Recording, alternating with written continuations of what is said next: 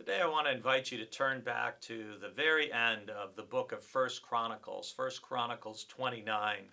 And in First Chronicles 29, starting at verse 10 really through the end of the chapter and the end of the book, you have this wonderful farewell prayer statement blessing from David.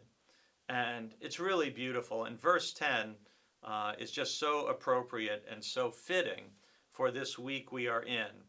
And David says, "Yours, O Lord, are the greatness, the power, the glory, the victory, and the majesty, for all that is in the heavens and on the earth is yours.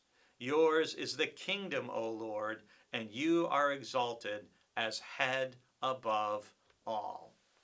And what a beautiful statement, what a beautiful affirmation of faith from David about the greatness of God, and that all those things, the greatness, the glory, the victory, they all belong to God. We don't praise or exalt ourselves or a person. We give glory to God for victory and for triumph. And he also affirms that everything belongs to God. Everything in the heavens, everything on the earth, everything that we have. And part of this prayer this is part of the dedication of an incredibly generous offering on the part of David and his house and the people for the sake of building the temple that David's son Solomon will oversee the construction of. And so part of what David is asserting is just, it's all yours, God.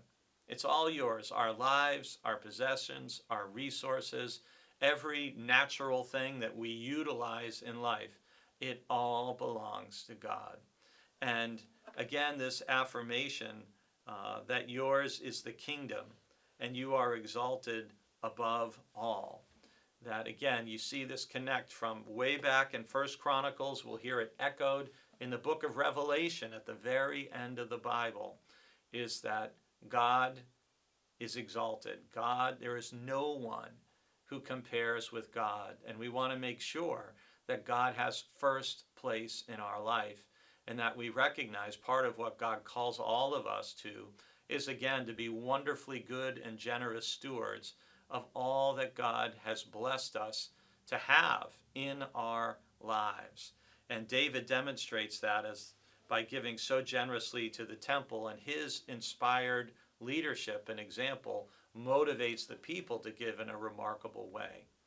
So I just encourage you, we're in these beautiful days of May now where everything's finally blooming and the leaves are coming out. And just as you look around at cherry trees and tulips and the various beautiful shades of spring green, just to think that all of these are giving testament to the glory and the power and the majesty that belongs to God alone, and how God invites us to share all we are and all we have, just like all of God's created order, in praise of God.